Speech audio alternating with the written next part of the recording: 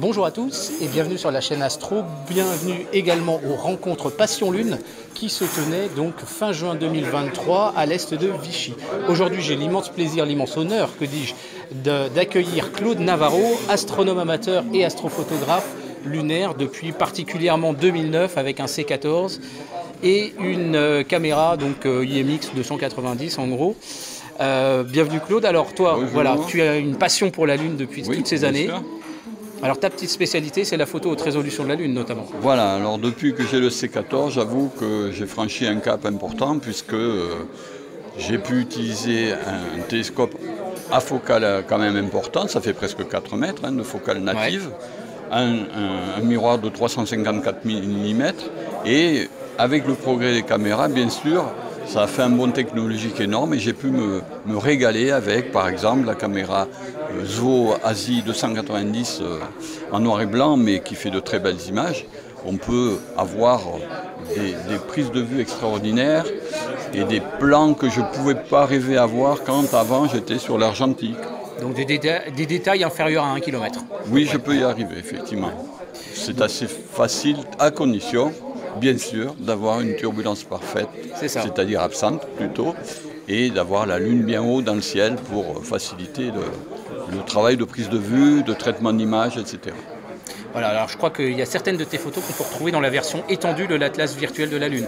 Alors c'est une annonce en avant-première, puisque Christian Legrand m'a annoncé qu'il me demanderait la participation à sa future version, puisque là il a sorti la 8, il est en train de travailler la version AVL 9, et parmi les photographes lunaires, j'aurai à lui proposer un certain nombre de mes productions. Voilà, donc tu étais aux rencontres Passion Lune 2023 pour présenter une conférence d'un sujet quand même très intéressant parce qu'on va remonter dans l'histoire de la Lune. C'est ça, c'est-à-dire que ça s'appelle des bassins d'impact aux mers lunaires, puisque ça va ensemble en quelque sorte si on prend en compte l'évolution de la Lune. J'essaie dans cette conférence d'expliquer comment se sont formées ces grandes dépressions par impact que sont les bassins avant qu'ils se remplissent de lave, qu'on appelle les mers et qu'on trouve essentiellement sur la face visible. C'est particulièrement intéressant parce que ça va nous apprendre à lire un petit peu ce que l'on voit à travers un oculaire, ce que l'on voit sur nos photos, donc sur la Lune, avec l'aide notamment aussi de simulations par informatique, etc. et de certaines de tes photos. Tout à fait, c'est-à-dire que je rajoute dans cette conférence une hypothèse assez récente qui explique comment se sont formées ces vastes dépressions qui se sont remplies de mer, en particulier du constat qu'on a eu de la différence extraordinaire entre la face cachée, qui est essentiellement cratérisée, presque sans mer, et la face visible où il y a énormément de mer, où on a l'impression de quelque chose de beaucoup plus lisse et de beaucoup plus, à vrai dire, agréable à l'œil. Voilà, donc la Lune, des cratères d'impact aux mers lunaires, avec Claude Navarro, c'est maintenant sur la chaîne Astro. Merci.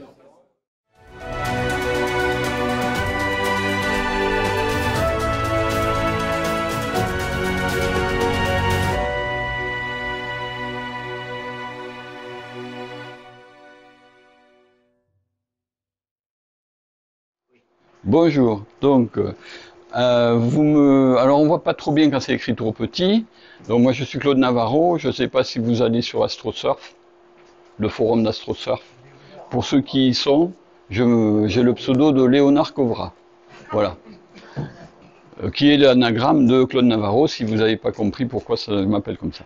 Et depuis 2009, année où j'ai commencé à utiliser mon télescope Celestron C14, je me suis spécialisé et j'ai trouvé ça très très intéressant sur l'astrophotographie lunaire. D'ailleurs, si vous allez sur AstroSurf, vous trouverez pas Claude Navarro, vous trouverez donc Léonard Kovra, et dans mon profil, mon deuxième pseudo, c'est Sélénophile monomaniaque. Voilà. Parce que je ne fais à peu près que ça. Même les planètes, j'y arrive pas bien, c'est pour vous dire si je suis doué. Mais pour la Lune, ça marche. Donc je me suis spécialisé depuis 2014 à faire des photos, des compilations photos, comme ma Lune en 50 fiches, qui est un document PDF gratuit en ligne. J'ai mis en ligne alors c'est beaucoup plus récent, c'est 2021 je pense, des vidéos pour visiter chacune des mers lunaires que vous pouvez voir en cliquant sur un lien sur YouTube. Oui, monsieur, déjà une question. Non, c'est pour préciser qu'on a un projet tous les deux d'inclure tes photos dans l'Atlas de Clé. C'est vrai. J'avais oublié que j'étais mondialement connu, donc au moins de Christian. Voilà, donc trêve de plaisanterie. Ça va un petit peu chevaucher sur certains aspects qu'a dit Christian. Je vais essayer de, justement, on va dire qu'on a fait exprès. Hein. Voilà. Tu développes plus que nous. Et donc on va partir de, le titre étant des bassins lunaires aux mers lunaires. On va partir de la constatation que vous a faite tout à l'heure Christian Legrand, qui vous disait que la Lune qu'on voit, c'est ça.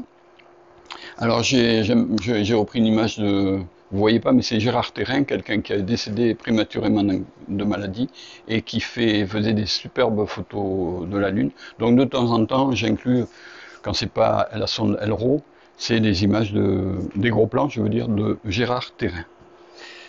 Et donc, ça c'est ce que vous voyez. Certains y verront le fameux petit lapin, je ne sais pas, on verra si ça vous dit. Et voilà la face qu'on ne voit pas. Peut-être que... Ah oui, il ne faut pas que je bouge trop non plus là. Et alors c'est un peu terne l'image, je reconnais, elle est beaucoup plus lumineuse sur mon écran, avec une zone complètement cratérisée qu'on ne voit pas, et le fameux bassin dont a parlé Christian, en bas, on voit une sorte de tache. Ah ben si je faisais ça plutôt qu'à m'agiter avec mon doigt, ce serait bien mieux pour vous peut-être. Une sorte de grosse tache là, qui est un enfoncement quoi en quelque sorte, et on appelle ça le bassin du pôle sud Aitken, donc SPA parce que c'est évidemment c'est l'anglais qui domine, donc c'est South Pole Aitken, qui est le nom d'un astronome américain. On y reviendra parce que je pars, c'est le principal sur les bassins, c'est sur ce bassin là, donc, voilà. Pourquoi une telle différence entre les deux faces? Alors là on manque de luminosité, mais on voit bien la différence entre les deux faces de la Lune, et la question qui vous a été signalée, c'est ben, pourquoi c'est si différent, qu'est-ce qui fait qu'il y a autant de mer d'un côté et pratiquement pas de l'autre côté. Donc il y a des idées, des hypothèses qui ont été suggérées, alors des hypothèses qui sont de la tautologie en quelque sorte, comme l'asymétrie dans les impacts, ben, on s'en doute, c'est asymétrique, puisqu'on n'a pas la même chose d'un côté que de l'autre. Disons qu'il n'y a pas de... on ne rentre pas vraiment dans l'explication, on part dans le constat qu'il y a une asymétrie. Alors, ce qui a été dit également, c'est qu'il y a une croûte lunaire qui est plus épaisse d'un côté que de l'autre. Ça peut expliquer que la croûte étant plus fine d'un côté, les mers ont pu s'épancher à tous les sens du terme, et elles n'ont pas pu le faire de l'autre côté. L'activité magmatique, bien sûr, puisque tout ça est une affaire pour les mers, une affaire de magma. Le fameux impact géant sur la face visible, qui a pu, effectivement, si on prend l'exemple que citait Christian, des 3000 km d'un impact gigantesque, effectivement, ça va faire des trous. Donc, on peut imaginer que là, la croûte est largement fragilisée, et les laves peuvent s'épancher encore plus facilement. Plusieurs corps, alors ça c'est un truc que j'ai lu assez récemment, l'idée qu'il y aurait eu une sorte de crash en douceur de matériaux qui se seraient gentiment déposés progressivement sur la face cachée en faisant une accumulation de croûte. Pourquoi pas, mais ça suppose un truc très très particulier, c'est pas vraiment un impact qui percute, c'est plutôt comme si des rochers atterrissaient, quoi. J'exagère un peu, mais c'est un peu ça, l'idée. Et bien sûr, le fait que la face visible, c'est celle qui est face à la Terre, donc vous connaissez le phénomène des marées, mais ça existe aussi de l'autre côté, donc certains estiment que à travers les millions d'années qui se sont écoulées, eh bien, l'attraction étant plus forte devant que derrière, hein, il ne faut pas ignorer que la Lune c'est quand même un globe important, donc l'attraction qu'exerce la Terre est plus forte devant que derrière. Une sorte d'aspiration en quelque sorte. Voilà, ça pourrait rendre compte, etc., etc. Parce que j'en ai oublié d'ailleurs. Et je suis parti personnellement sur une idée plus récente, émise en 2022 par un auteur qui s'appelle Jones, qui évoque, qui part sur cette idée d'un impact gigantesque qui a formé le bassin de la face cachée, South Pole Aitken. J'ai pensé que je pouvais peut-être l'illustrer avec une sorte de vidéo de la NASA. Alors peut-être il ne faudrait pas que j'aille si vite. Voilà, alors cette vidéo, d'abord je la mets en pause. Cette vidéo, c'est extrait de ce que vous pouvez trouver sur le site de la NASA, qui explique comment, après la formation de la Lune, hein, je ne suis pas à la formation de la Lune, mais à la fin de la formation de la Lune plutôt. Je ne vous explique pas comment ça se fait qu'il y a un magma. Bon, voilà. Je pars du moment, dans la vidéo, où le magma est toujours en fusion il y a 4,5 milliards d'années, et bon, je vais bien trop vite là. Moi aussi je fais des erreurs de manipulation. Je relance. Et la croûte se forme, comme vous pouvez le voir, ben, ça commence à se solidifier, Alors c'est très imagé la solidification, hein, mais c'est les Américains ça. Et puis ça se refroidit, et boum, se crée à ce moment-là un grand panache par une explosion gigantesque sur ce bassin, ce fameux bassin à l'arrière de la Lune, qui va la creuser donc, et qui va émettre beaucoup d'éjectats sur ses alentours. Ses alentours et même plus loin. Hein. Décidément, je ne suis pas très doué pour faire. Donc c'est un impact. Oui, alors sur ce bassin à l'arrière, je ne suis pas très doué pour faire marcher cette machine, tiens, cette animation. Sur le bassin, vous allez voir, si je peux peut-être avancer quand même. Ah, c'est là que je dois jouer, bien sûr. Voilà. Vous voyez les impacts qui se dégagent, qui vont. Donc, la Lune est quand même bien enfoncée à l'arrière, sur ce bassin, et les éjectats vont couvrir beaucoup l'arrière, bien sûr, puisqu'il y en a beaucoup proches, et puis très loin, il y en a de moins en moins. Donc, on peut imaginer aussi, vous voyez en fausse couleur, là, le bleu, plus c'est bleu, plus c'est profond, plus c'est creux, plus c'est rouge, plus c'est élevé en altitude. Donc, ça fait quand même 2500 km de diamètre l'ensemble de ce bassin arrière, dont on peut imaginer qu'il a été assez percuté et envoyé des éjectats un peu partout, avec bien sûr des éjectats qui retombent également dans le bassin. Je vais essayer de ne pas me tromper cette fois-ci de flèche. Voilà, j'aurais jamais dû mettre une flèche à droite. Fin de l'animation pour la formation de bassin.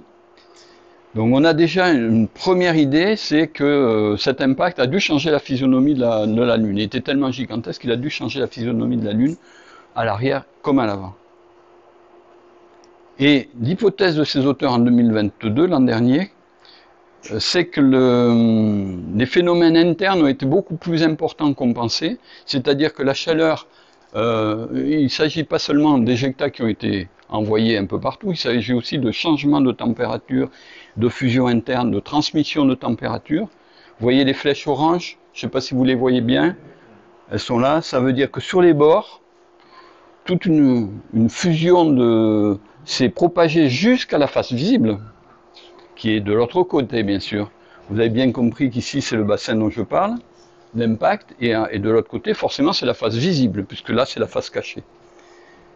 En vidéo, si elle veut bien marcher, ça donnerait quelque chose comme ça dans le document des auteurs. On trouve, alors je l'arrête pour une petite explication, on trouve à gauche c'est la croûte de la Lune, et à droite c'est des questions de température, plus c'est rouge, plus c'est chaud bien sûr.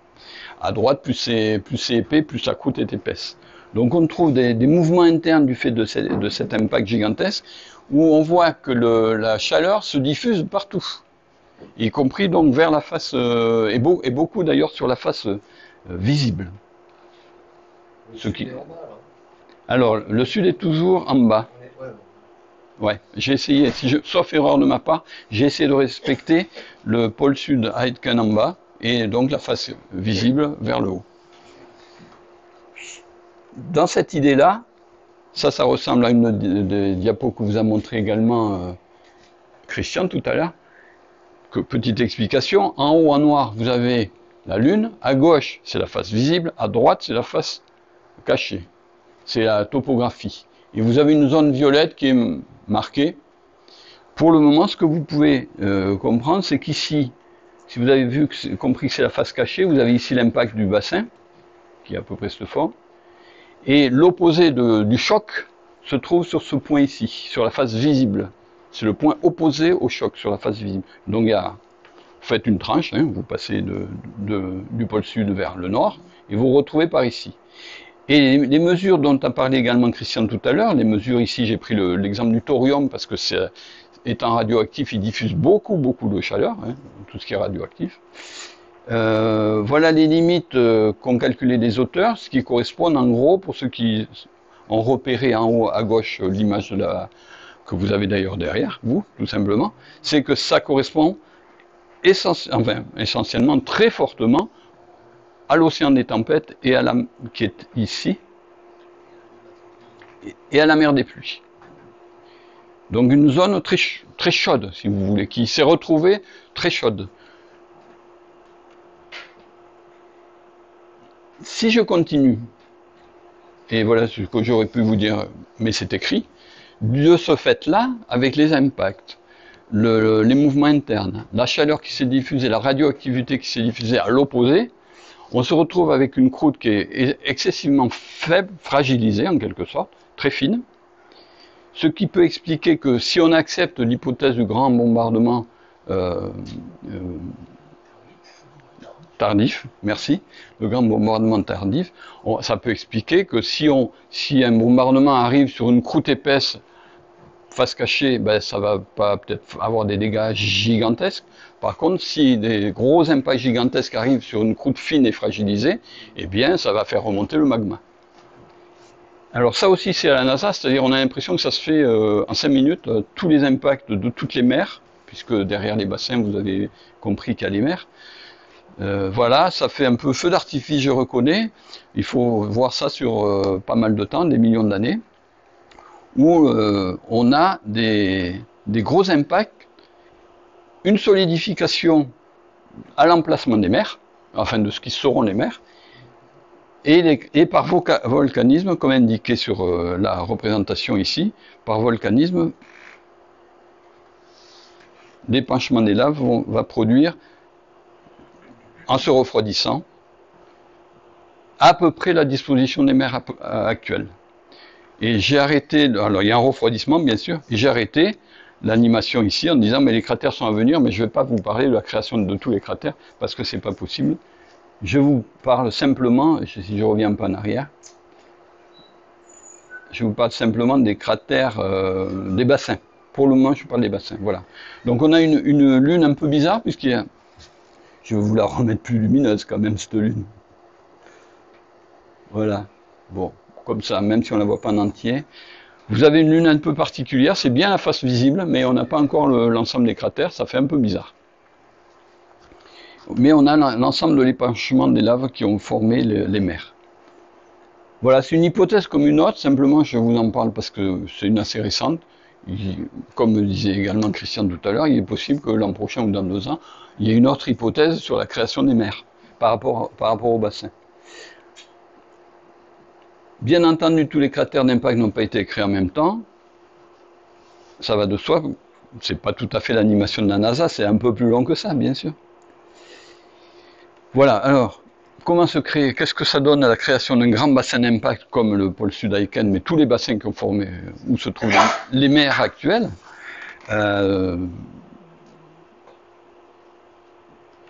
Petite explication, que j'espère pas trop technique.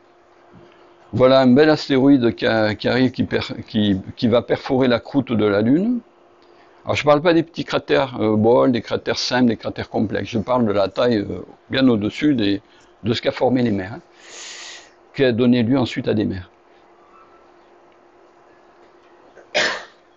On a aussi bien de la vapeur, de la matière qui est transformée en vapeur, que la matière qui est transformée en fusion, en magma. Vous avez de tout. L'onde de choc, essentielle pour la suite des événements, l'onde de choc qui rentre à l'intérieur de la Lune. Puis, vous ne le voyez pas, je vous dirai de quoi j'ai extrait l'image. Puis, la roche fondue qui retombe, qui vous voyez en haut, qui retombe, et c'est vraiment de la fusion. Donc ça fait une couche importante. Les fragments de roche qui commencent à s'évacuer à gauche et à droite. L'onde de choc en bas qui continue à se développer au sein de la Lune. Et puis un phénomène assez connu, quand vous lâchez une goutte de lait ou d'eau, vous avez le creux, puis ploum, vous avez la goutte qui remonte. Donc vous avez un phénomène du fait de l'onde de choc, de retour, une onde à retour, qui fait que ça ressoulève le sol, et ça donne des formes un peu bizarroïdes, avec des sortes de crêtes. Et évidemment, les petits traits que vous voyez ici, là, tous ces petits traits, c'est tout ce qui s'est fendillé, et quand je dis fendillé, je me comprends, hein, craquelé.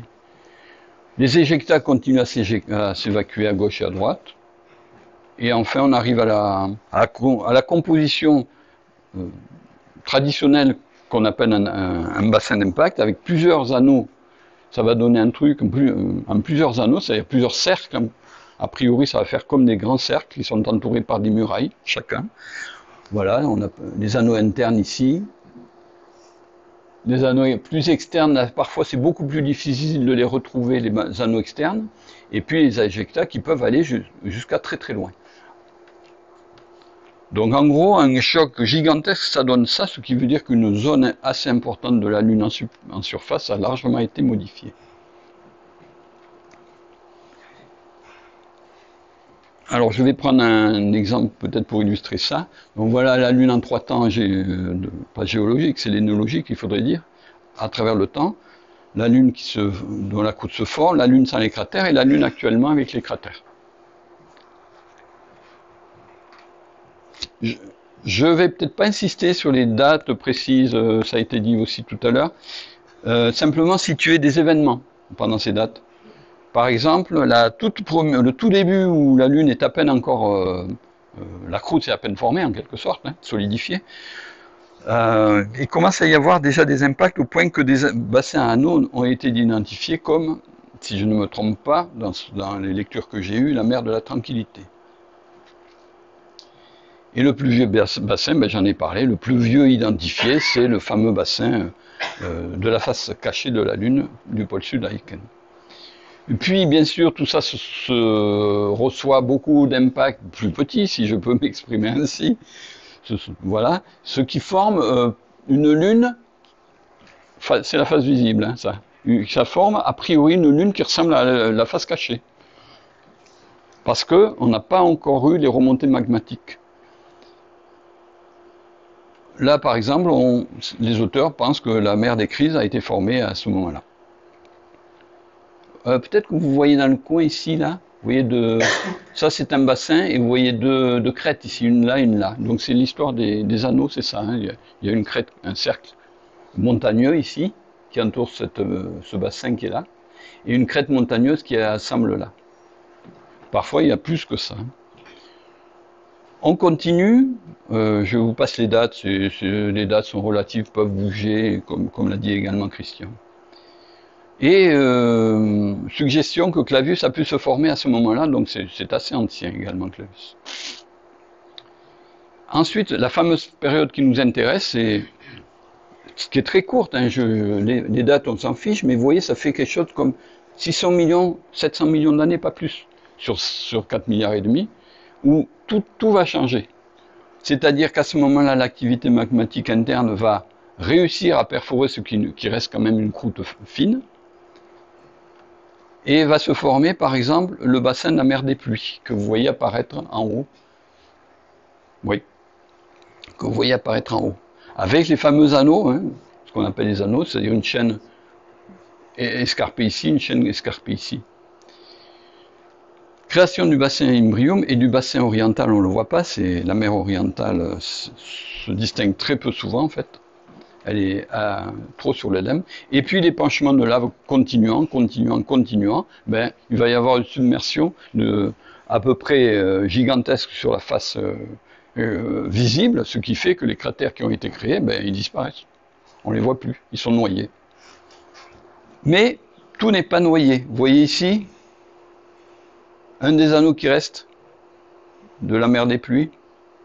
Si je remonte un peu, vous l'avez là. C'est cet anneau-là.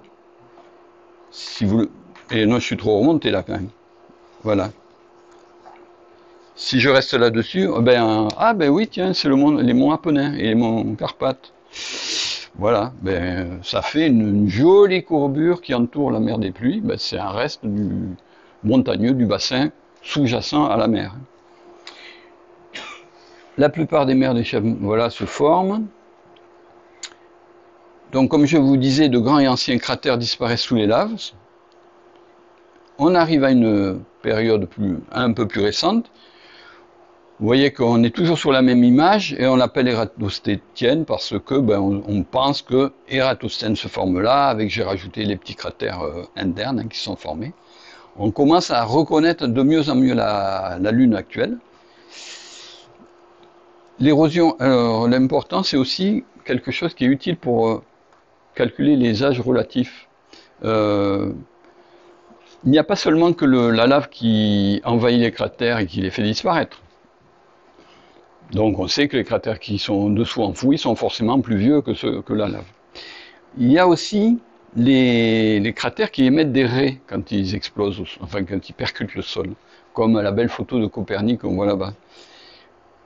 Avec le temps, ça se ternit, tout ça, ça devient gris, ça s'efface. Les raies émises avec l'effet du rayonnement solaire, des choses comme ça s'efface, ça devient gris, terne, on ne les voit plus ces raies. Donc là, il n'y a pas de raies. Or, une période plus récente, on a ça, c'est-à-dire on voit apparaître Copernic,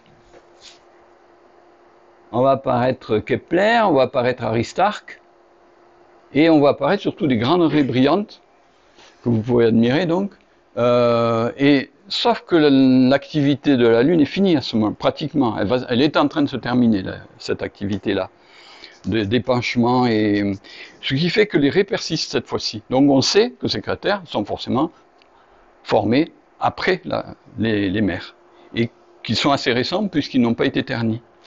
Les raies n'ont pas été ternies. Voilà, élimination. Donc je vous ai mis quelques repères, je ne sais pas si vous les lisez de loin. On a le golfe des Iris qui est ici. On a Platon qui se cache, je ne l'ai pas mis parce qu'il se cache par là. Bon, la vue est un petit peu décalée. Hein. Les monts Apennins, Copernic, voilà, j'ai mis que ça comme repère si vous observez cette belle courbure de la mer des pluies. Voilà. Alors tout ça, j'ai fait mon animation à partir de ce que je peux appeler un peu ma Bible en quelque sorte.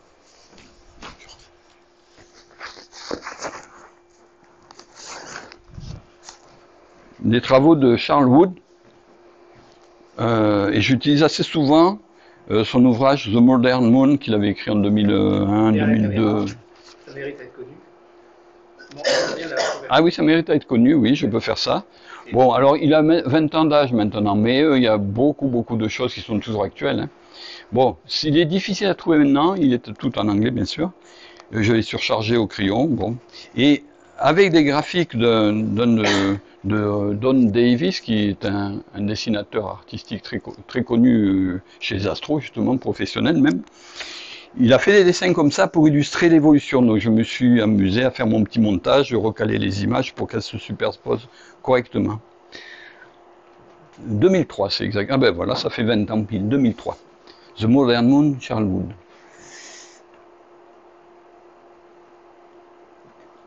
Comme je vous disais, on peut du coup, ça a été signalé également par Christian tout à l'heure, on peut voir la temporalité des choses. Alors même si on ne connaît pas les dates, on peut s'amuser.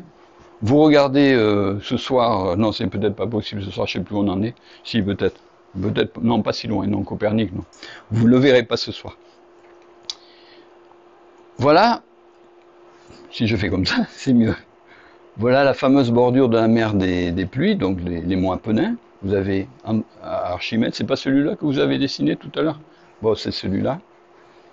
Autolycus et Aristide, Ératosthène et Copernic, en dehors de la mer des pluies, juste en dehors de la mer des pluies.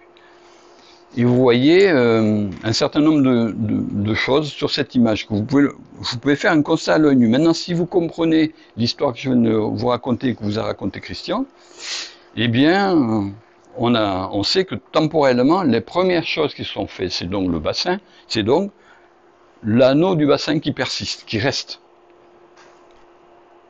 Les monts Apennins, les monts Carpates. Donc ça, c'est le plus vieux. En 1, c'est le plus vieux. En 2, d'après, alors les auteurs, ça varie, mais d'après Charles Wood, il pense que ça s'est formé juste après. Il appelle ça le banc des Apennins, c'est une couche rocheuse qui a pu être par éboulement ou par constitution, se former à cet endroit-là après la formation des anneaux. On va un peu plus loin, on continue. On regarde Archimède de près, c'est mieux. Mais Archimède, il a failli être englouti par les laves montantes. Donc, comme il a failli être englouti par la mer, ça veut dire qu'il existait avant la formation de la mer. Donc Archimède est un vieux cratère qui daterait d'avant la montée magmatique qui a formé la mer des pluies. Arrive la mer des pluies, enfin, si je peux dire, ça a pris quand même un processus un peu long, tout ce magma. Ça envahit la zone et ça remplit l'essentiel du bassin, ce qui fait qu'on ne le voit plus, sauf par les monts Apennins en quelque sorte. Donc ça c'est une étape supplémentaire, quatrième chronologie. Et puis je vous ai signalé ces 3 cratères. Quels 3 cratères? Ah oui, d'accord. Ces 3 cratères, ça va savoir si je suivais moi-même. Lambert, numéro 5, Lambert, Timocharis et Eratosthène ont émis des éjectats. Alors on ne les voit pas bien là, j'ai eu un doute, bon, c'est ce que disent les auteurs, ont émis des éjectats sur la lave. Donc ils ont été formés, après, ils sont plus récents encore. Ils ont émis des éjectats sur une mer déjà constituée. Et enfin, le 6e temps, Copernic est un caractère très jeune, ça on le sait, il est magnifique, il a une coupe superbe, et on voit que tous les traits blancs qui montent ici, qui partent ici, c'est les éjectats émis par Copernic. Et donc, ça se superposait, y compris sur les cratères dont j'ai parlé, certains. Ce qui veut dire qu'il est encore plus récent que les cratères dont je viens de parler. Voilà, on peut faire un truc relatif, une sorte d'histoire relative depuis 1 le plus vieux jusqu'au 6 le plus jeune.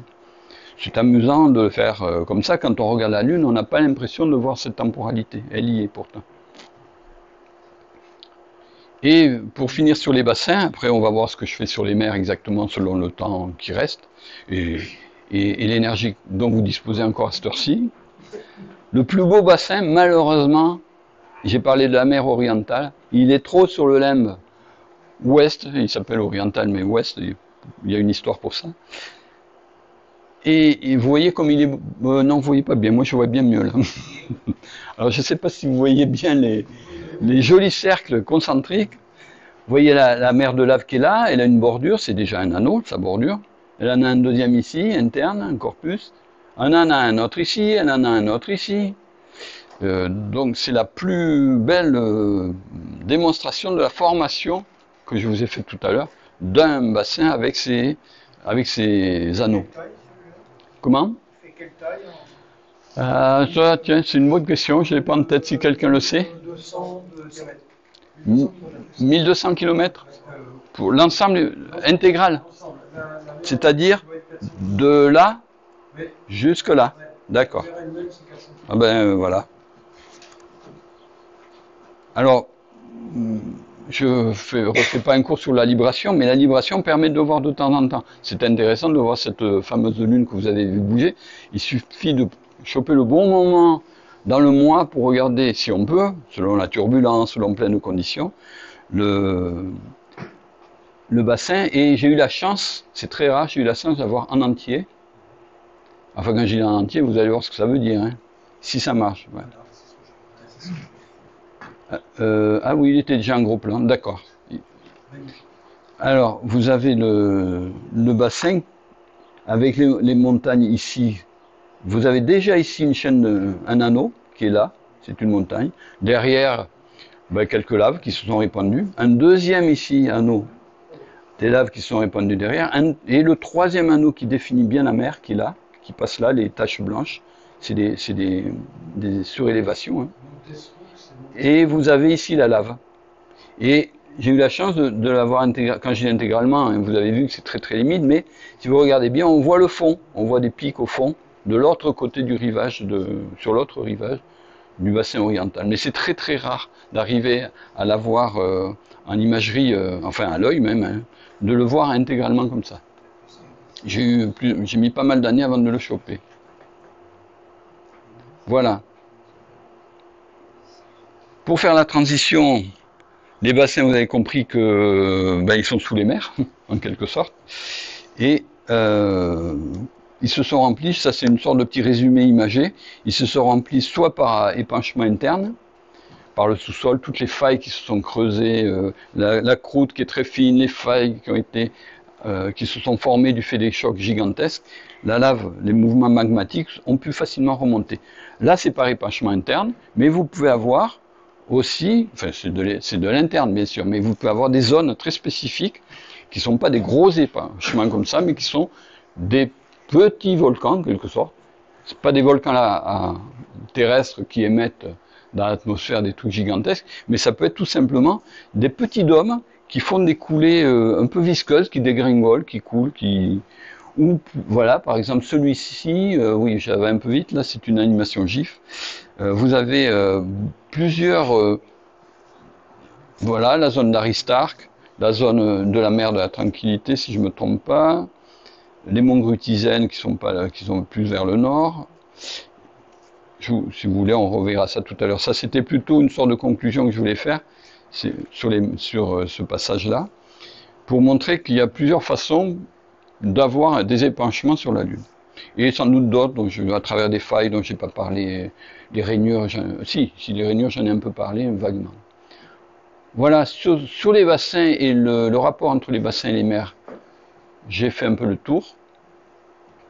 Alors déjà là-dessus, s'il y a d'autres questions, ou pas. Oui. Et la différence de V, non? Un peu plus fort, parce qu'à mon âge. Les rayons Oui. sont projetés et qui disparaissent après, c'est quoi exactement? Des éjectats, c'est-à-dire quand un impact se forme, il y a pas mal de roches qui partent plus ou moins en débris. Ça peut être aussi bien des roches gigantesques que vous n'avez pas intérêt à prendre sur la tête, hein. Même une ville n'a pas intérêt à prendre sur la tête, que des trucs presque poussiéreux. Sans parler de ce qui peut être vaporisé, en fusion, etc. hein. Selon la nature du sol, ça peut donner lieu à des tracés très blanchâtres, moins blanchâtres, selon ce qu'on trouve comme roches dessous, qui sont évacués dans ces éjectats. J'ai bien compris pourquoi ils disparaissaient à la fin. Pourquoi ils disparaissaient? C'est l'effet de l'activité solaire qui vient ternir. Alors, pour des raisons physiques que j'ai un peu oubliées, le vent solaire vient percuter, vient abîmer en quelque sorte la surface lunaire. C'est pour ça que tout à l'heure Christian a parlé de régolithe, c'est la poussière qui a été diluée par les micro-météorites, mais pas que les micro-météorites, aussi le rôle du soleil, du rayonnement solaire. Donc le blanchissement, quand on a un superbe cratère avec une belle arène constituée, avec un beau cercle, avec de belles rainures blanches, ça on sait qu'il n'est pas vieux. Oui. Quand on a parlé de la formation qu'il y avait sur le bassin au sud, là, Oui. avec son rideau d'éjecta, est-ce Oui. que les gros éjectas sont capables, suite à leur retombée, de former aussi même des mini-cratères? Tout à fait, c'est exactement ça qui se passe. C'est exactement ça qui se passe, oui, oui. Vous pouvez très bien avoir des cratères. Cette multitude de cratères qu'on a sur la face cachée, entre autres, quoi, parce que... Oui, de toute façon, vu les distances, c'est surtout tombé sur la face cachée, donc ça a accumulé encore de la rocaille sur le sol, si vous voulez, et un peu moins de l'autre côté, mais ça peut même arriver sur la Terre. Hein. C'est-à-dire la violence est telle que vous pouvez très bien avoir une vitesse de libération des corps qui sort de l'attraction lunaire et qui finit sur la Terre. Hein. Tellement c'est puissant. C'est un truc à peu près inimaginable en termes de violence. À notre échelle humaine, on ne peut pas vraiment voir... Donc sur la face cachée, la multitude de cratères qu'il y a, il peut y en avoir qui sont des résidus, des marques bien sûr. Des éjectats, des éjectats oui, oui. du bassin sud, d'accord. Oui. Alors, je ne sais pas si quelqu'un spécialiste professionnel a fait le décompte de ce qui serait des cratères d'impact et des cratères secondaires, comme on dit, on appelle ça des cratères secondaires. Ça doit être un peu difficile, mais peut-être que dans certains articles que je ne connais pas, on peut avoir certains qui sont amusés à ça.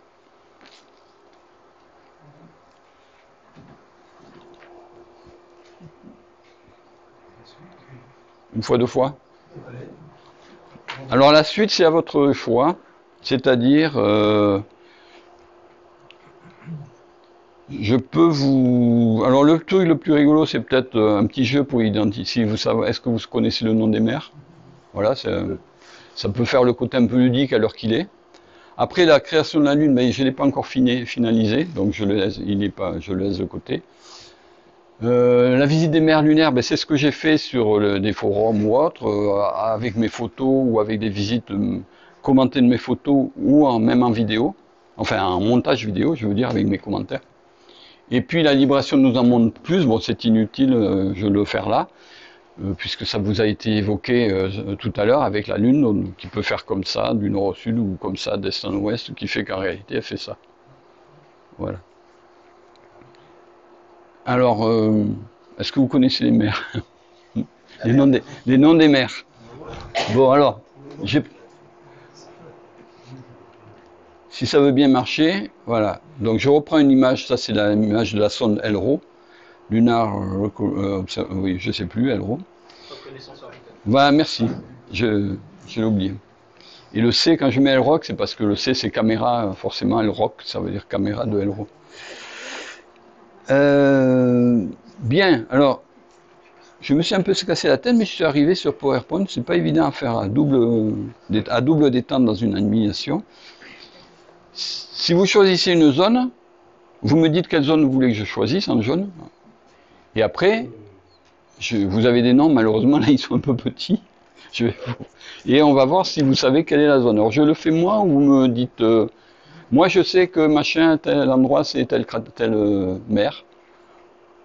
Ou alors je clique n'importe où et je vous demande ce que c'est. Allez, plouf plouf, ce sera toi que je prendrai. Bon, je suis où là? Non? Ah oui, elle bouge beaucoup cette souris. Bon, allez, ah celle-là pour rigoler. Vous savez pas, lui? Bravo. Bon. Alors est-ce qu'il a raison le monsieur? Donc il suffit de cliquer là-dessus. Et je clique sur mer des pluies. C'est par ordre alphabétique, mais vous voyez pas bien, je suis désolé. Je l'ai écrit peut-être trop petit là. Si ça s'efface, et si ça apparaît là, c'est que c'est bon. Alors, celui-là, il est connu aussi, normalement. Là, pour ceux qui ont un doute, pas pour les spécialistes, mais pour ceux qui ne savent pas trop. Il a dit celui, c'est un indice. Qu'est-ce que j'ai dit celui? Tu as dit celui-là, donc c'est un indice. Bon, celui-là, c'est quoi? On a parlé ce matin. Alors, une fois, deux fois, qui c'est qui se lance? Oui, mais... Oui, il suffit de chercher à T comme Océan des tempêtes. Voilà, c'est ça. Alors, le piège dont j'ai parlé tout à l'heure, c'est quoi celui-là? Alors, je l'ai fait sortir beaucoup parce qu'il fallait que le nom apparaisse. Hein. Alors, c'est laquelle, celle-là? C'est l'orientale. Parce qu'en fait, il y a une inversion. Voilà, alors elle s'appelle mer orientale, bien qu'elle soit à l'ouest. Alors, vous connaissez peut-être pourquoi?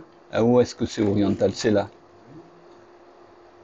Ah, j'ai pas cliqué là, alors peut-être. Voilà.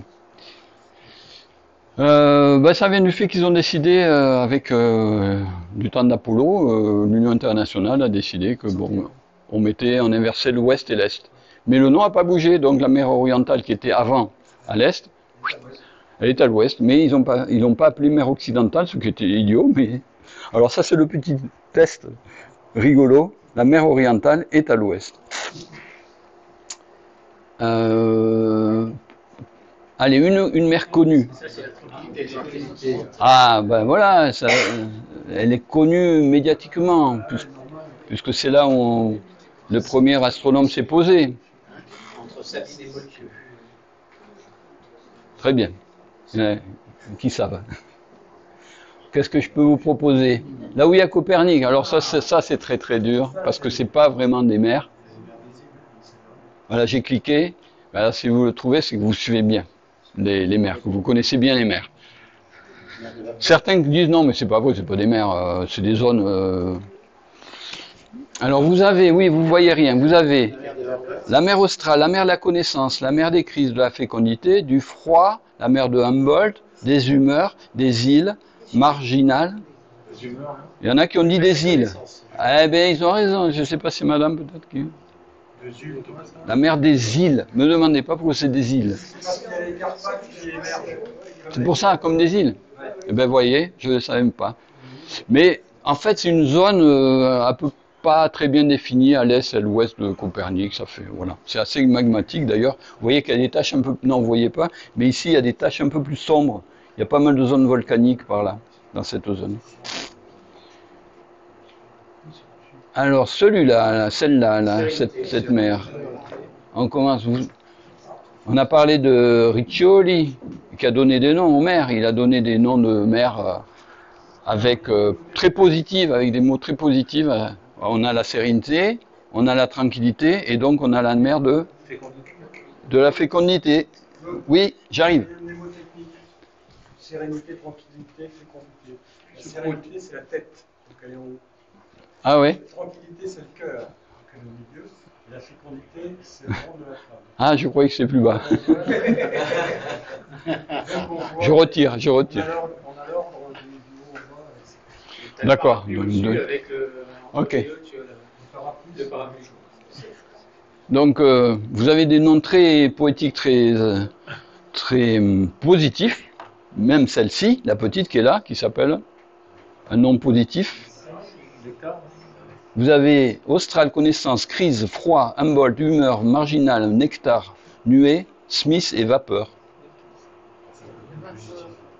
Vapeur, non. C'est pas trop. On peut. Mais il y en a un qui a un sens plutôt positif dans ce que je vous ai dit, mais j'ai lu très vite. C'est la mer du nectar. Là, vous avez la mer du nectar. Donc, c'est assez marrant de voir que, historiquement, on a mis à droite des trucs très positifs et à gauche des trucs plus négatifs comme les pluies et les tempêtes. Sauf que, qu'est-ce que c'est celle-ci? La mer des crises. Et oui, c'est la mer des crises, donc voilà.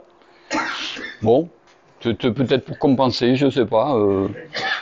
Je me suis pas vraiment penché sur la raison pour laquelle ici, il a décidé, Riccioli ou d'autres, d'appeler ça des crises. Mare crisium pour les latinistes. Peut-être. Donc, peut-être pour vous aider en haut, la zone large comme ça, on est au nord. Donc au nord, il fait froid. Bon, alors, d'accord. Où c'est qu'il est, celui-là, par ordre alphabétique, il est là.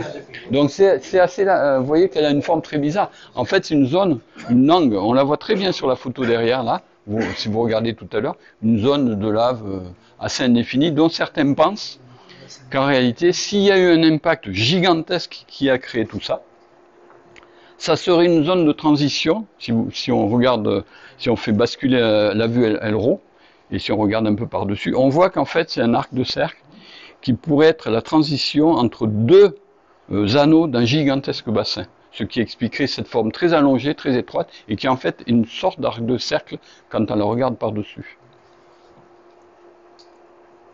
Ici, en haut à droite, on ne le voit pas, ça fait partie, dans mes vidéos, je mets ça dans la liste des mers rares, celles qu'on voit rarement donc. Alors c'est tout à fait au nord, donc c'est du nom d'un explorateur qui a visité plein de pays, dont des pays très froids d'ailleurs, et il s'appelle Smith ou Humboldt, vous n'avez que deux. Humboldt. Je crois qu'il s'est baladé dans pas mal de pays, y compris dans les pays froids, donc on peut peut-être penser à ça. On va faire au sud, si vous allez au sud, on est dans l'hémisphère. Oui, si on va au sud, on est dans l'hémisphère sud. Vous n'avez pas mieux? On est en dessous de l'équateur. Oui, donc ça s'appelle boréal et... Ouais, voilà, très bien. Bon, vous êtes plus dégourdis que mes étudiants, ça va. Bon, je les vois plus depuis longtemps maintenant. Mais bon. Donc la mer australe, elle est plutôt au sud, ça va. Ici, vous avez deux mers difficiles à voir. Celle-ci, ce matin, ça a été signalé sur l'animation, vous voyez la libration. Celle-ci, je vais me tromper, hein, parce qu'une fois sur deux, j'inverse les deux. Ça doit être la mer marginale, parce qu'elle est à la marge. Ailleurs, ils auraient pu dire, l'appeler marge est. Bon, là, je ne me suis pas trompé. Et juste en dessous, il y en a une autre, petite aussi, mais petite de ce qu'on voit, parce qu'elle peut être beaucoup plus grande par derrière. Hein. Et celle-ci, c'est la mer de Smith, ouais. Voilà. Donc, pour ceux qui ont qui n'ont pas voulu se lancer, il vous en reste que 4, donc une chance sur 4 de trouver. On a ici une jolie mer qui est sympathique, la mer des nuées, effectivement vous l'avez ici.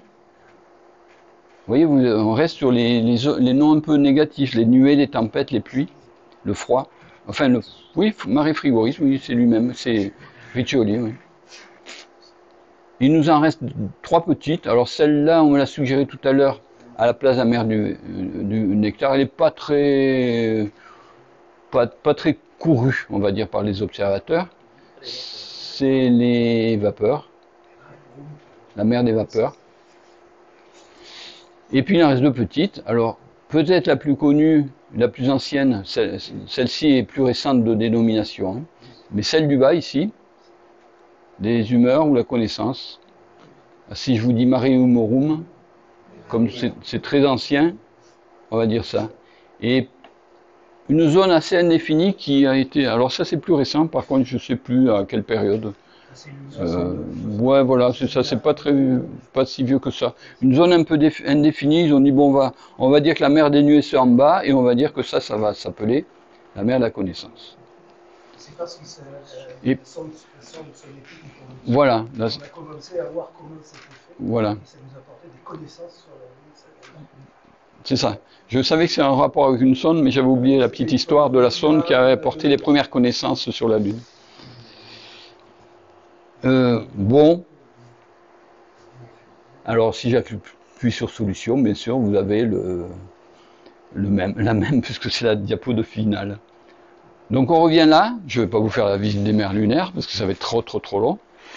Il est 18h17. Est-ce que vous êtes encore vivant? Si je peux vous en montrer une, pour vous montrer le principe que j'ai fait. Voilà, la visite des mers lunaires, puisqu'on a parlé de la mer des pluies assez souvent, oui, si elle veut bien... Ah oui, mais c'est la même image de démarrage, oui. Bien sûr, c'est la même image de démarrage. Donc voilà, vous avez les différentes mers, et ici, la bien nommée mer des pluies, bien qu'il ne pleuve pas. Donc voilà ce que j'ai préparé comme une petite animation. Alors, je vous montre que ce cas de figure, sinon c'est un peu répétitif sur toutes les mers quand même. Je peux vous proposer l'accès direct en gros plan de cet ensemble de mers là. Je l'ai mis en bleu parce que je ne savais pas si j'aurais un accès internet. Je peux avoir un accès internet ici, mais je l'ai mis en photo directement sur mon ordi. Alors si on fait un gros plan, ça donne ça quand même. Alors c'est avec un C14, une grande mosaïque que j'avais faite il y a quelques années de ça. Si j'affiche la taille réelle, ça donne ça quand même. Ça fait, on a de quoi se balader. Vous avez, ça démarre évidemment à la zone de Platon et des monts. Là, je suis en train de vous faire la visite que j'ai préparée. Voilà, vous avez ça. Donc ça, alors pour la petite histoire, on pense que ça, c'est des restes d'un anneau interne également à la constitution de la mer des pluies. Ça fait comme un arc de cercle, un anneau plus interne que l'anneau externe de la mer des pluies.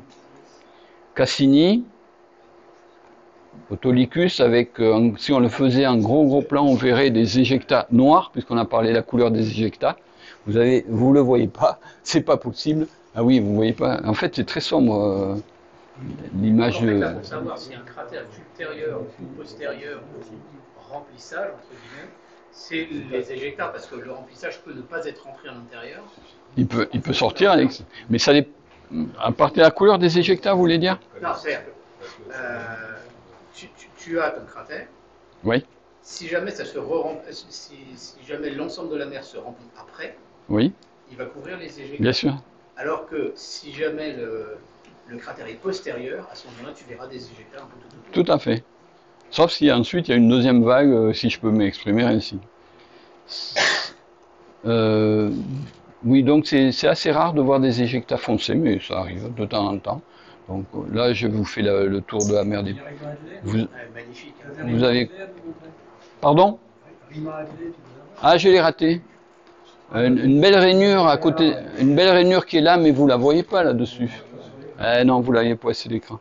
Il y a une belle rainure, une sinuosité très jolie, près de laquelle se sont posés des astronomes d'Apollo 15 ou oui, voilà, aux alentours de 15. 14,5. 14,5. C'est quoi, c'est un effondrement? Coulée volcanique peut-être, ou ça peut être pour certaines rainures des écartements un peu comme des grabens. D'autres, ça peut être des coulées de lave, d'autres, ça peut être, en fait, on croit que c'est une rainure, c'est une faille, donc c'est ça plutôt. Tu as regardé un peu quels étaient les plus fins détails que tu avais sur cette photo? C'est vraiment fabuleux. Non, ça, je me suis pas posé cette question. Je me suis contenté. En dessous du kilomètre, ça c'est clair. Bah, c'était un C14, c'est au foyer. J'ai pas mis de barlow, ni rien, ni d'oculaire. C'est au foyer d'un C14 avec une caméra, je sais plus laquelle. C'était parce qu'elle commence à avoir quelques années cette photo. Et après, ça décompte aussi, mais là c'est propre. Et là, vous avez tout à l'heure, je parlais du bassin de golfe des Iris. Le voilà en gros plan. Voilà, alors ça donne ce magnifique cercle comme genre de bassin rempli par les laves et percuté par des cratères. Pas beaucoup trop de cratères actuels, j'entends. Les autres ils doivent être dessous. Après, il y avait ça aussi, donc ça je suis pas sûr d'y accéder, mais je voulais juste vous dire que voilà, c'est pas grave. Je voulais juste vous dire que sur ce que j'ai fait aussi, c'est en dehors de publier mes photos et d'en faire un petit fascicule, j'ai aussi fait des vidéos pédagogiques un peu comme ce que je suis en train de faire là. Et donc il y en a une sur chaque mer avec mes commentaires qui expliquent un peu l'histoire, un peu les détails sélénologiques, etc. C'est une mosaïque ou c'est... Alors ça c'est une mosaïque de 6 prises de vue, je pense. À partir de 6 vidéos, j'ai décomposé, parce que ça rentrait pas. D'ailleurs, vous voyez qu'il manque le bout à gauche. Hein, elle n'est pas rentrée, j'ai pas réussi à la faire rentrer. Il m'en manque un petit bout à gauche, là. Ce qui va sur l'océan des tempêtes. Là. Donc je pense que je suis sur 6 vidéos que j'ai combinées pour faire une seule image. Et donc, si je continue là, on peut rentrer dans les détails. Donc j'avais... Peut-être on le verra mieux là, c'est pas sûr. C'est pas sûr. Donc on peut par exemple, sur la zone de Platon, vous avez quelques explications si vous cliquez dessus. Sur Platon, la vallée des Alpes, quelques explications, etc., etc., les monts donc. Et puis j'ai rajouté sur ces animations une vue verticale de Platon, parce qu'on le voit toujours oblique Platon, vu la latitude où il se trouve. En réalité Platon, si ça marche, c'est ça. Donc il est parfaitement circulaire en fait, Platon. Qu'est-ce que j'ai d'autre? Cliquez ici pour une vue verticale de la vallée des Alpes. Alors là, peut-être vous verrez un peu mieux la vallée des Alpes prise par la sonde orbiteur. Donc on voit que non seulement il y a, c'est près de Platon pour ceux qui ne savent pas encore où ça se situe, vous avez un graben en fait, c'est-à-dire un écartement entre deux massifs, et avec un effondrement central, et au milieu coule une rivière, comme il disait l'autre, au milieu coule une rainure, elle est très jolie rainure, où devait circuler du magma. Alors évidemment, c'est pour les observateurs qui ont des gros télescopes, parce que la petite rainure interne à la vallée des Alpes, on peut y accéder avec un télescope moyen. Le centre, c'est quand même, la petite rainure interne est beaucoup plus difficile à observer avec un petit télescope, bien sûr. Donc si je reviens en arrière, vous voyez, vous avez plusieurs façons j'ai découpé en zones parce qu'il y avait trop de choses à dire d'un coup. Archimède, les monts Archimède, qu'est-ce que je veux dire? Les Humox, tiens. Alors ça, vous voyez pas ce qui est écrit peut-être, si, Humox, H-U-2-M-O-C-K. Vous avez les monts à plein et vous avez des zones très très rocailleuses sur une distance longue, en largeur si vous voulez, en profondeur. Là vous avez des monts et vous avez, et ça déborde de l'image d'ailleurs, un massif très rugueux. Je vais cliquer là-dessus pour sortir décidément. Vous avez un massif très rugueux qui s'étend très très très largement. Alors, les auteurs pensent que c'est un peu comme sur la Terre, c'est-à-dire dans les aspects volcaniques, vous avez également des accumulations de roches et des écoulements de roches sur des distances très longues, qui peuvent s'évacuer sur des distances très longues, à partir du volcan, je veux dire, y compris sur Terre. J'avais trouvé des photos où ça ressemblait un peu à ça. Vous avez un volcan qui a mis beaucoup d'éjecta et vous avez des rochers qui sont accumulés et qui vont très très loin sur des dizaines de kilomètres. Donc j'ai utilisé un terme que j'ai trouvé dans c'est Charles Woods par exemple, qui appelle ça des hummocks. Et en fait, vous l'avez dans Wikipédia, le mot hummock, c'est aussi bien défini pour la Lune que pour la Terre. Donc il y a encore quelques années, je ne connaissais pas ce mot. Apollo 15, donc, qui s'est posé par là, et la rainure que vous ne voyez pas, qui est ici, etc. etc. Donc le principe de ma présentation par Lune, parce que là ça va être trop fastidieux, c'est de rentrer dans une mer quelconque, la mer des Nuées par exemple. Quand elle est petite, voyons voir ce que ça donne. Voilà, quand elle est petite, je peux le faire sur une seule vue. Quand elle est trop grande, j'étais obligé de découper comme la mer des pluies en plusieurs parties. Alors là, vous avez je ne sais pas ce que je peux vous présenter ici. Si, moi j'aime bien, ici j'aime bien par exemple dans cette zone-là, je suis où là? Je suis perdu dans la mer des Nuées, oui c'est ça. Dans la mer des Nuées, qui est en bas à gauche, j'aime bien voir les petits détails, mais j'ai un gros télescope, donc ça aide. Par exemple, à côté du joli cratère Pitatus qui est là, vous avez ce qu'on appelle les cratères concentriques, c'est-à-dire un cratère qui a l'air double. C'est assez étonnant, vous ne le voyez pas bien là, mais il y a le pourtour du cratère, et à l'intérieur de ce cratère, est-ce que je peux grossir? Non, je ne peux pas. Et comme ça, non plus. Parce que j'ai un écran tactile. Le cratère, un diamètre comme ça, et au milieu, vous ne le voyez pas, il y a un petit anneau, un cercle interne. On appelle ça des cratères concentriques, il y a plusieurs hypothèses sur leur formation, mais c'est assez original à observer. En dehors des failles, des murs, comme le mur droit qui est là, le fameux mur droit dont on parle souvent, c'est très joli pour un observateur. C'est une falaise, donc si vous l'observez à certaines lunaisons, vous allez le voir blanc parce que le soleil tape sur la falaise, elle est blanche. Par contre, si vous avez le soleil de l'autre côté, il passe par-dessus et le mur droit est tout noir. Donc c'est assez marrant de voir, de démontrer par l'observation visuelle simplement, sans aller sur la Lune, qu'on a affaire à une simple falaise, un décrochage. Après, bon, des rainures, vous en avez un peu partout aussi sur la Lune. Qu'est-ce que vous avez j'ai pas parlé de certains...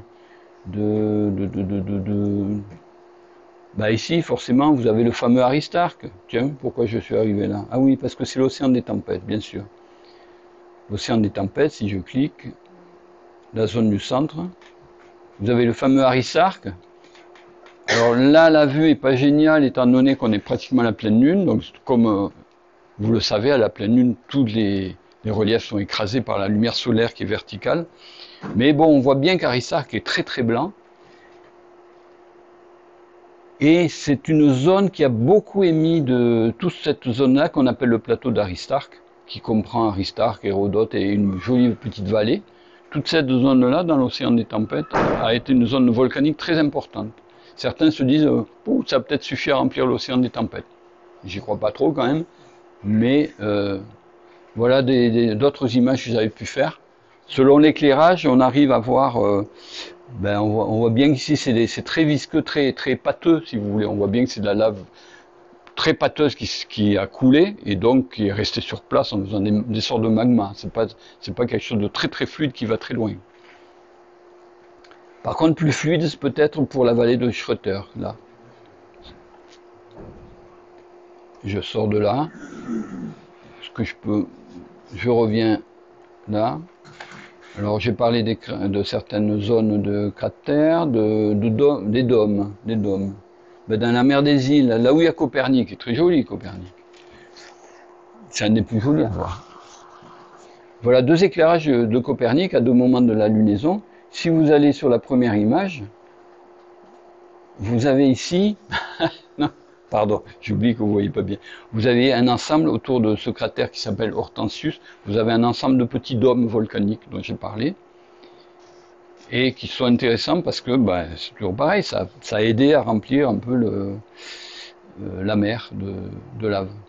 Et de l'autre côté, à l'est donc de Copernic, vous avez non pas des dômes, ou non plus les dômes, mais des zones très pyroclastiques, comme on dit, très sombres. Alors, c'est vraiment des dépôts de cendres, là par contre. Ça peut évoquer ce qui se passe sur Terre avec les cendres qui se déposent. Il y a des dépôts de cendres, et en fait, ces dépôts de cendres, on peut se demander pourquoi elles sont là et qu'elles ne sont pas là. En fait, elles sont là, mais elles ont été recouvertes par d'autres éjectats de Copernic, ce qui veut dire que probablement les cendres sont partout là. Certaines simplement sont masquées et d'autres se voient directement. Parce que sans doute elles sont un peu plus hautes, vous voyez, c'est un peu, vous voyez pas, mais c'est un peu plus granuleux par ici que c'est un peu plus granuleux. Ça veut dire que c'est probablement un peu plus haut. Et puis vous avez, oui, il y a aussi une gamme de cratères intéressants, à voir si ça vous intéresse, les cratères qui sont pratiquement, qui ont pratiquement disparu, enfouis sous la lave. Alors il y en a un bien connu à côté de Copernic, et il faut deviner que vous reconstituez le cercle à l'œil, hein, vous prenez un crayon et vous faites le cercle, c'est un cratère. Simplement, il a pratiquement disparu, c'est tout juste si on voit le rebord, son rebord. Et bien sûr. Et là, il a été envahi par la lave et il a été percuté par des multitudes de cratères, dont probablement des éjectats secondaires de Copernic. Donc voilà, ça peut aussi donner lieu à une recherche un peu plus systématique d'objets intéressants. Alors je ne sais pas si j'empiète peut-être, Christian, sur demain, ce que tu vas dire demain, sur les objets intéressants. Bon, alors donc je vais peut-être pas trop te couper l'herbe sous le pied, ce serait un peu idiot. La mer de la fécondité, qu'est-ce que j'ai dans la mer de la fécondité? Ah oui, la mer de la fécondité, bien sûr, si tu vas peut-être en parler, des Messier A, Messier B. Bon, d'accord. Donc des sortes de cratères, vous voyez pas, mais désolé, vous voyez pas, mais vous le verrez peut-être mieux sur des images de Christian demain. Vous avez des cratères qui peuvent émettre qui peuvent être projetés d'une certaine façon sur le sol, ce qui fait qu'ils émettent des éjectats dans un sens très linéaire. Et vous avez l'exemple type, c'est Messier. Mais ça, c'est dans la mer de la fécondité. Voilà. Bon, je crois que je vais peut-être m'en tenir là pour ça, sinon je vais vous en dire trop, je vais vous assommer. Et donc c'était simplement l'idée de vous faire une micro-visite pour vous dire qu'à chaque fois dans une mer, vous trouvez toujours un truc particulier, une rainure, un mur, des éjectats sombres ou clairs, des cendres volcaniques ou au contraire des dépôts de lave un peu pâteux, des crevasses, des falaises, et évidemment des montagnes et évidemment beaucoup de cratères. Voilà. Donc j'étais parti sur la différence entre la face cachée et la face visible pour conclure. Et puis finalement, heureusement qu'on a la face visible telle qu'elle est, parce qu'elle est beaucoup plus intéressante et beaucoup plus variée que la face cachée. Voilà. Merci.